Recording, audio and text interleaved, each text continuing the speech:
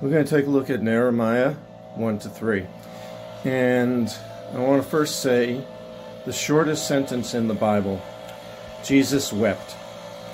And why am I saying that? Because he wept about Jerusalem.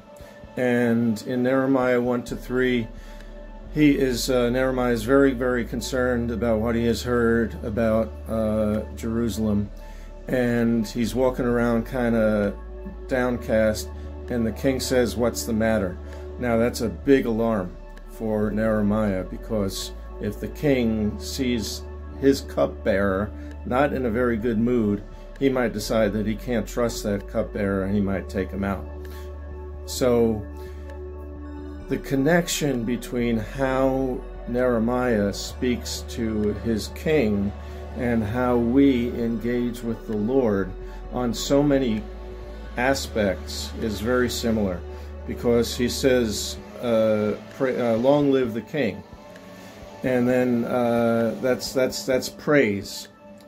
And he's feeling fear, so that's like fear of the Lord. And he's also being very bold, because he tells the king what's going on and what he needs. And the king actually responds in a positive way and gives a positive answer that he can work with.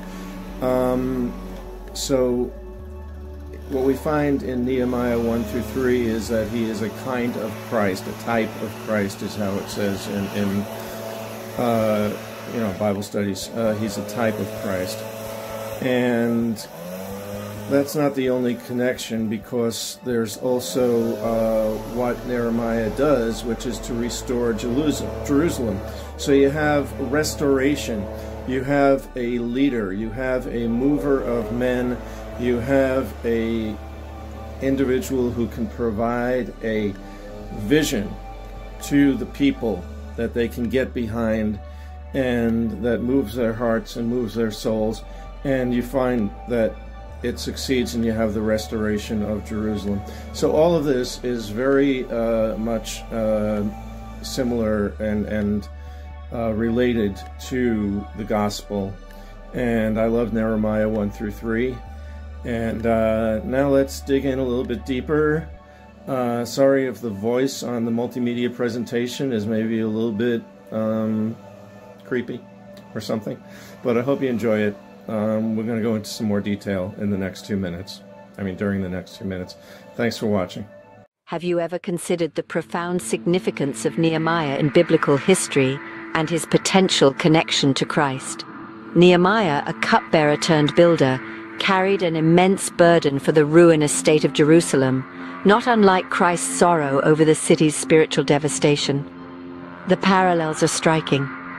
Nehemiah's heart-rending plea to the Persian king mirrors the believer's passionate prayers to God. Just as Nehemiah's heart ached for Jerusalem, so too did Jesus weep for the city. Nehemiah's journey begins in chapter 1, where he learns about the devastation of Jerusalem, sparking his sorrow and prayer to God. He's deeply moved by the plight of his people and the state of their city. This sorrow drives him to his knees, where he intercedes for his people, confessing their sins and seeking God's mercy. Then in chapter 2, Nehemiah bravely approaches King Artaxerxes, his employer, with a request. He seeks permission to return to Jerusalem and rebuild its walls. The king, moved by Nehemiah's passion and God's providence, grants his request. Upon his arrival in chapter 3, Nehemiah inspects the ruined walls, a tangible representation of his people's shattered lives. He doesn't wallow in despair, though. Instead, he rallies the people, inspiring them to join him in the daunting task of rebuilding. From deep sorrow to decisive action, Nehemiah serves as a beacon of faith and leadership in the face of adversity. Nehemiah's approach to addressing the king offers a striking comparison to how believers address God. Nehemiah's respectful yet bold appeal echoes the balance believers strive for in prayer. Humility and acknowledging God's sovereignty and boldness in presenting our petitions. Just as Nehemiah approached the king with humility and boldness, so too are believers called to approach God. In the brief chapters of Nehemiah 1-3, we see a narrative filled with sorrow, prayer, action, and faith. Nehemiah's story is a testament to the power of faith and prayer, echoing Christ's journey. Nehemiah's journey serves as a reminder of the power of faith, the importance of fervent prayer, and the potential within each of us to rise up in the face of adversity, just as Christ did.